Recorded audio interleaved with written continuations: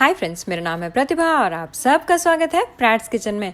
दोस्तों, आज हम बनाएंगे आमंड कुकीज़। तो चलिए इसको बनाना शुरू करते हैं। इसको बनाने के लिए दोस्तों सबसे पहले मैं बटर को क्रीम करूंगी, जिसके लिए मैंने 1 कप यानी कि 113 ग्राम जितना रूम टेम्परेचर का मक्खन लिया है, जिसको मैंने क्यूब्स में काट लिया है। साथ के साथ मैंने यहाँ पर आधा कप चीनी ले ली है पिसी हुई, जो कि वजन से 75 ग्राम जितनी है। इन दोनों को अच्छे से मिक्स करूंगी मैं और मिक्स करके बटर को क्रीम कर लूँगी। दोस्तों, चीनी को बटर में डालकर फेंटने से चीनी की वजह से बटर में जो है वो एयर पॉकेट्स बन जाते हैं। इसकी वजह से जो हमारी कुकीज़ हैं वो अच्छी फूली और सॉफ्ट बनती हैं। ये देखिए दोस्तों, लगभग मैंने 3 से 4 मिनट तक इसको हैंड विस्क से ही फेंटा है और बिल्कुल अच्छा बटर क्रीम हो गया है यहाँ पर। अब मैं इसमें 1 छोटा चम्मच जितना बेकिंग पाउडर ऐड कर रही हूँ। बेकिंग पाउडर को भी ऐड करके हम इसको अच्छे से मिक्स कर लेंगे और मिक्स करने के बाद इसमें मैं मैदा डाल रही हूँ।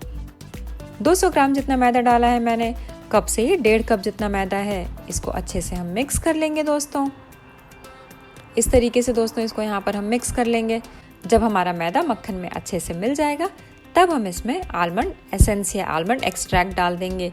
1 छोटा चम्मच जितना आलमंड एक्सट्रैक्ट डाला है मैंने और साथ के साथ भूनकर चॉप किए हुए 1/4 कप जितना बादाम डाल दिया है मैंने। बादाम आप चाहें तो अपने हिसाब से थोड़ा कम या ज़्यादा भी डाल सकते हैं। इन सभी चीज़ों को अच्छे से मैं यहाँ पर मिक्स करूँगी और मिक्स करने के बाद स्पैचुला को मैं हटा दूँगी और हटाने के बाद हाथ से हम गूंद के इसकी डो तैयार कर लेंगे। अगर आपको ज़रूरत पड़े डो बनाने के लिए तो आप थोड़ा सा इसमें दूध भी डाल सकते हैं।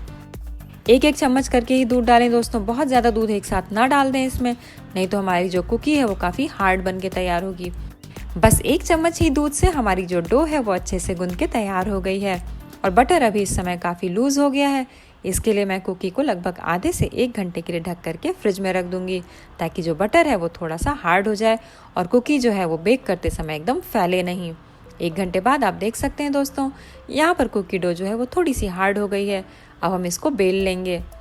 इसको मैं यहाँ पर आधा सेंटीमीटर जितना मोटा बेल लूँगी और बेलने के बाद दोस्तों इसको मैं कुकी कटर की हेल्प से काट ले रही हूँ। आप किसी भी शेप में काट सकते हैं इसको।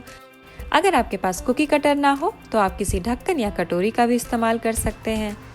कुकीज़ को काटने के बाद दोस्तों जो एक्स्ट्रा मैदा बचेगा उसको मैं इकट्ठा कर लूँगी और इकट्ठा करके वापस से बेल करके उसकी और कुकीज़ को काट लूँगी। उसके बाद दोस्तों किसी चाकू की हेल्प से आप कुकीज़ को उठाएं और उसके बाद इसको इस तरीके से शेप करके बेकिंग ट्रे पे रख दें। मेरे पास डो स्क्रैपर है तो मैं उसका यूज़ कर रही हूँ। इससे काम मेरा और आसानी से हो जा रहा है।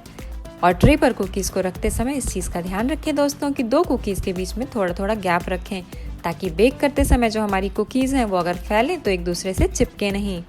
अब ऊपर से हम थोड़े से और चॉप्ड आलमंड्स डाल देंगे इसमें, ताकि पता चले कि ये बादाम की कुकीज़ हैं। इस तरीके से दोस्तों मैंने थोड़ा थोड़ा करके कुकीज़ को डेकोरेट कर दिया है। अब हम इसको बेक करेंगे। मेरा ओवन 180 डिग्री पे प्री हीट हो रहा है और कुकीज़ को मैं 12 से 14 मिनट के लिए 180 डिग्री पर ही बेक करूंगी।